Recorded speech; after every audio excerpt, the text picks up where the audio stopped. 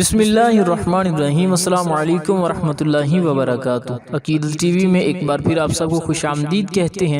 دوستو، آج کی ویڈیو میں ہم سنیں گے قربانی کا جانور مر گیا، چوری ہو گیا یا گم ہو گیا تو اس کا کیا حکم ہے، کیا نیا جانور لینا ہوگا یا نہیں لینا ہوگا۔ تو دوستو یاد رکھیے کہ قربانی کی نیت سے جو جانور خریدا وہ مر گیا، چوری ہو گیا یا گم ہو گیا تو اس میں دو صورتیں ہیں۔ ایک یہ کہ خریدنے والا شخص یا تو مالدار ہوگا یا وہ شریف فقیر ہوگا، یعنی ایسا بندہ شریف فقیر جس پر قربانی واجب نہیں تھی پھر بھی خرید کر لے آیا۔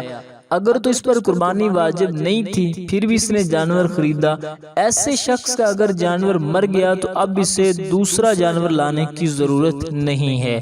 یا چوری ہو گیا یا گم ہو گیا تو اسے نیا جانور لینے کی حاجت نہیں، وہ مل جائے تو اسے کر دے، اگر نہ ملے تو اس کی قربانی ختم ہو گئی۔ اس پر اسی جانور کی قربانی واجب تھی جو اس نے قربانی کے لیے لیا تھا، اس کے علاوہ کسی اور جانور کی قربانی اس پر لازم نہیں ہے۔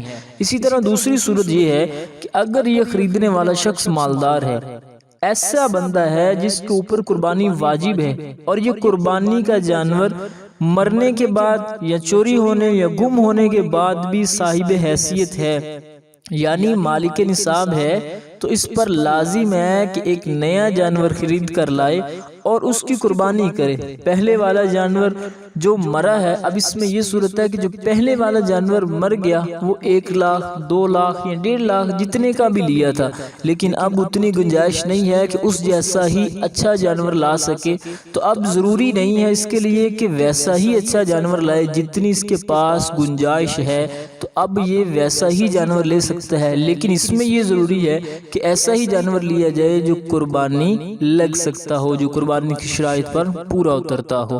اللہ تعالی ہم سب کو ان احکامات کو سمجھنے کی توفیق عطا فرمائے۔ السلام علیکم ورحمۃ اللہ وبرکاتہ۔